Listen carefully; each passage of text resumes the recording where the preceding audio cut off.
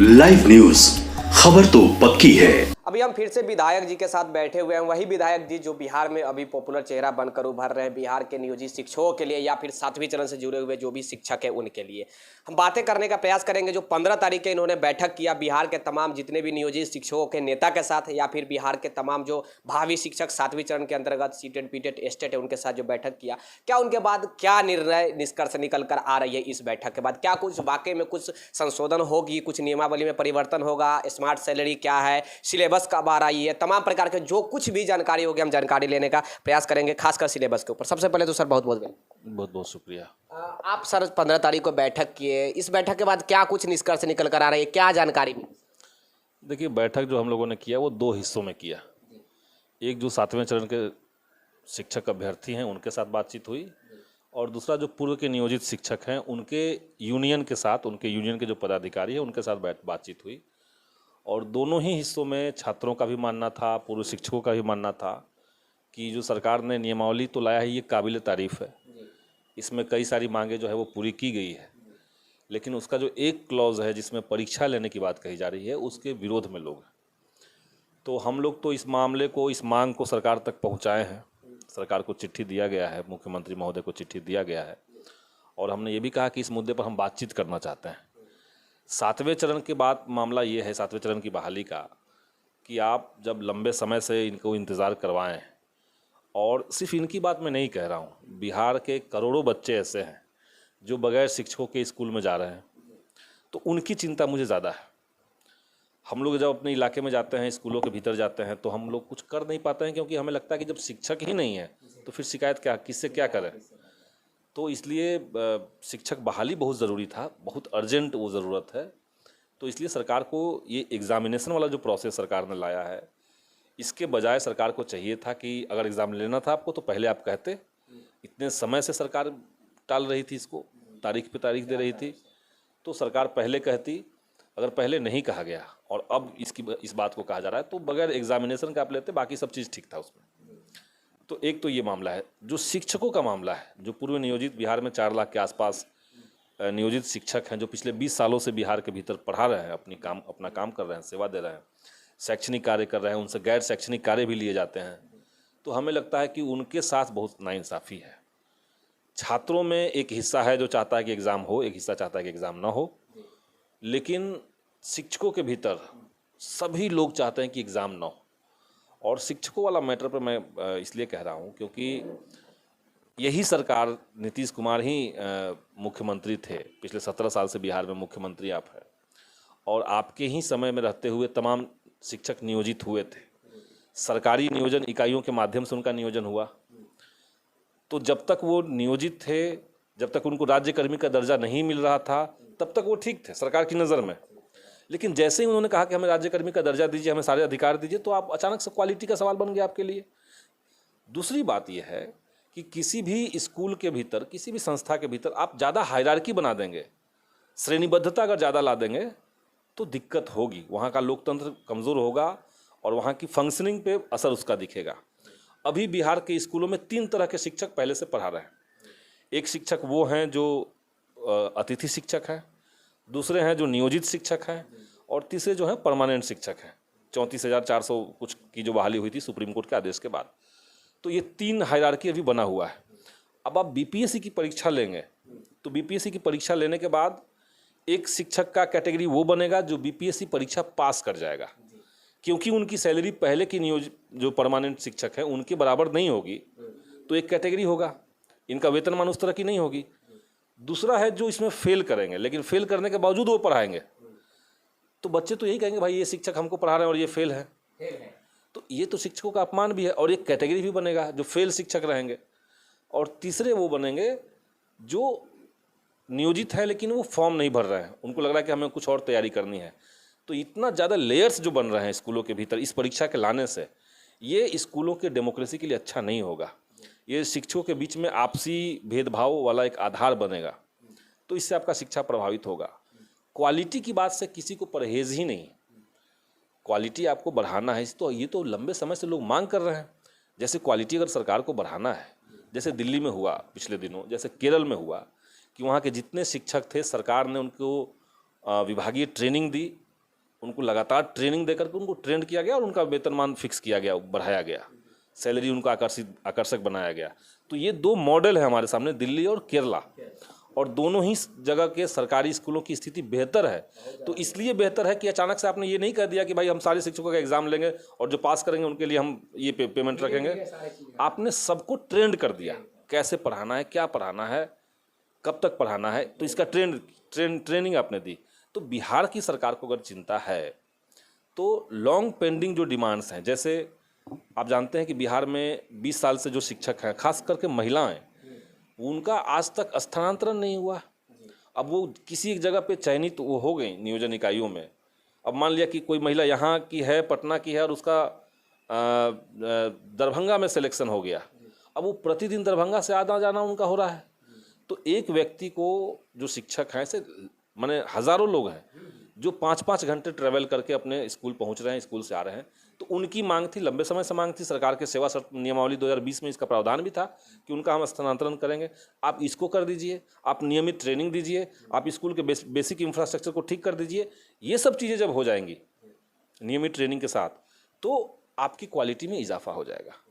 अभी जो प्रावधान सरकार कर रही है, आप समझिए कि जो पहली से 5वीं तक के शिक्षक पहले से पढ़ा रहे हैं और 20 साल से पढ़ा रहे हैं, तो पहली से 5वीं तक की पढ़ाई करने में हो सकता है कि बहुत अच्छे हैं, लेकिन अब आप उनको बीपीएससी की परीक्षा में बैठा देंगे, वो तो पहली से 5वीं तक के एक्सपर्ट हो चुके हैं। या वो 10वीं तक का, अगर कोई माध्यमिक का सपोज कीजिए वो हिंदी का शिक्षक है, हिंदी पढ़ा रहा है वो, तो वो हिंदी का जो सिलेबस है वो 20 साल से, 15 साल से, 10 साल से अगर पढ़ा रहा है तो वो तो उसमें एक्सपर्ट है। तो आप लेकिन बीपीएससी से तो वो सवाल नहीं उससे पूछेंगे, आप सवाल पूछेंगे कुछ और, स्नातक स्तर का आप सवाल पूछेंगे, निगेटिव मार्किंग की बात आप कर रहे हैं। तो ऐसे में ये सारे शिक्षक जो योग्य हैं, जो पूरी मेहनत के साथ अपने काम को कर रहे हैं, वो कहाँ टिक पाएंगे? तो उनके लिए तो इंसल्टिंग है, और न सिर्फ शिक्षकों के लिए इंसल्टिंग है बल्कि सरकार के लिए भी ये इंसल्टिंग है। ये तो सवाल उठ रहा है ना कि आप 20 साल से ऐसे शिक्षकों से क्यों पढ़वा रहे थे जिनका टैलेंट पे आपको डाउट था? तो ये सरकार के नियोजन इकाइयों के ऊपर सवाल है। अगर ये मामला है तो सरकार बिहार की जनता से माफ़ी मांगे कि हम आपको 20 साल से गलत शिक्षकों से पढ़वा रहे थे। तो ये बहुत महत्वपूर्ण बात है। तो ये तमाम चीज़ों को हम लोगों ने एक फ्रेम में रखा है और सरकार को कम्युनिकेट किया है कि इस पर हम लोग बात करना चाहते हैं, हमको समय दिया जाए। और हमने अपनी मांग कह दी है। हमने मांग कही है कि आपको शिक्षा विभाग को अगर दुरुस्त करना है तो उसका ये क्राइटेरिया नहीं, ये दिखावटी बात है।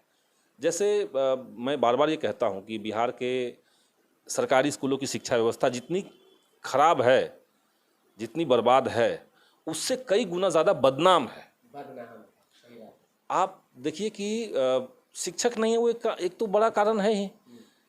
दूसरा है कि एक साजिश के तहत सरकारी स्कूलों को बदनाम किया जाता है। और यही कारण है कि बीच बीच में आप देखते होंगे सोशल मीडिया में या कई बार किसी न्यूज़ चैनल पे आता है कि किसी महिला टीचर को टारगेट, एक शिक्षक जो है वो किसी बोर्ड पे गलत स्पेलिंग लिखा। 4 लाख शिक्षकों के बीच में आप 1-2 एग्जाम्पल उठाते हैं और उसको इतना पॉपुलराइज करते हैं कि लोगों के कॉमन सेंस में चला जाता है कि शिक्षकों को कुछ आता ही नहीं, जबकि बहुत सारे शिक्षक ऐसे जो बढ़िया से पढ़ा सकते हैं।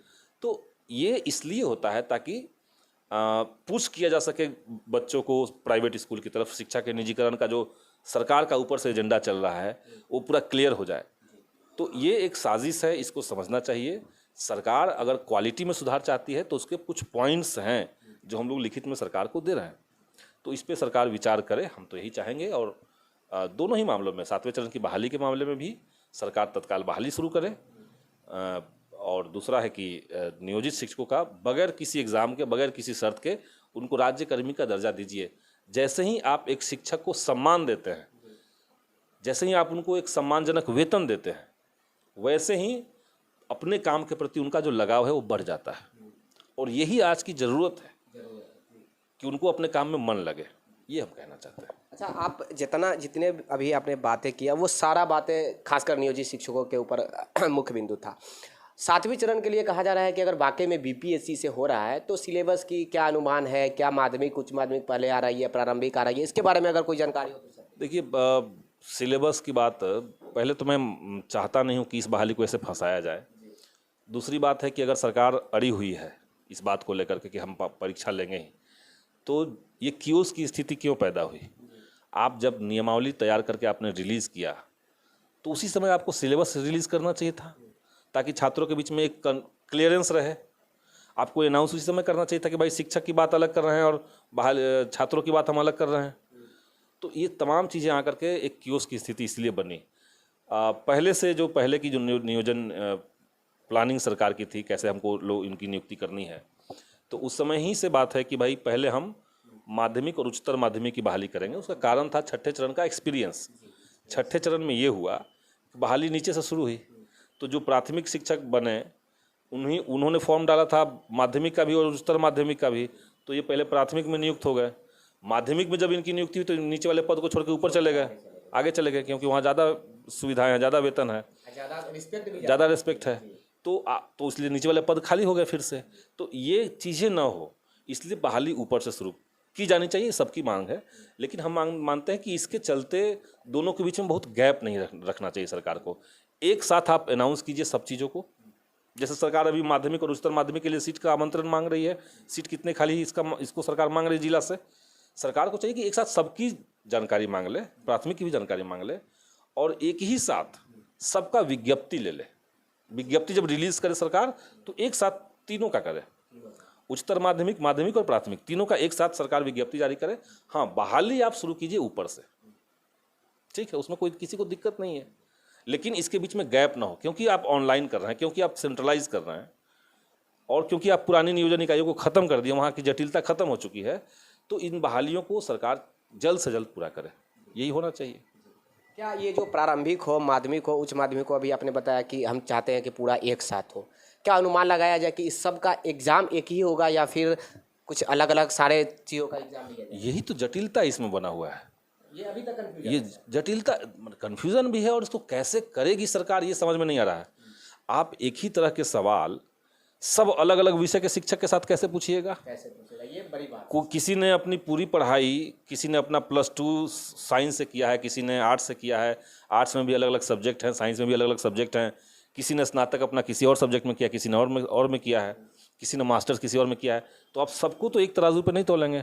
किसी को +2 को पढ़ाना है, किसी को 9th-10th को पढ़ाना है, किसी को 1ली से 5वीं तक पढ़ाना है, तो सबके लिए फिर आपको अलग अलग सवाल बनाना पड़ेगा। तो ये पूरी तैयारी के साथ सरकार को इसको लाना चाहिए था, अभी बहुत हड़बड़ी में लाया गया है, और इसीलिए हम तो बार बार ही कहते हैं कि इस बहाली को आप एज इट इज़ होने देते, जो आपने तय किया था पहले नियम। हाँ, आप छठे के में जो सुधार करना था आपने किया था शुरुआत में, उसी पे होने देते, और फुल फ्लेजेड तैयारी के साथ आप बाद में इसको करते। इसका अनाउंसमेंट 6 महीना साल भर पहले होता तो ज़्यादा सुविधा होती लोगों को तैयारी करने में। जैसे जो स्टेट अभ्यर्थी उत्तीर्ण हुए हैं, तो स्टेट के छात्रों का एक हिस्सा है जो चाहता है कि भाई सब्जेक्ट वाइज एग्ज़ाम हो, उनकी भी मांग सही है, क्योंकि उनको पढ़ाना है। मान लिया अगर हमको पढ़ाना है कंप्यूटर साइंस, हमने दक्षता हासिल की है कंप्यूटर साइंस में, और हमसे आप मैथमेटिक्स पूछेंगे, तो हम क्या जवाब देंगे? वैसे ही तो हमको तो पढ़ाना है, जो उसमें हम पारंगत है तो उसी को तो हमको पढ़ाना है, तो उसी का टेस्ट लीजिए कि हम पढ़ा सकते हैं कि नहीं ले सकते हैं। तो इसलिए, और कुछ छात्रों का मानना है कि हम तो चूंकि पहले से ही दे चुके हैं अपना सब्जेक्ट का एग्ज़ाम, तो अब जनरल कंपटीशन लीजिए, वहाँ से आप IQ टेस्ट कीजिए लोगों का। तो इसमें जटिलताएं कई है, सरकार को इसको बहुत स्पष्ट करना चाहिए।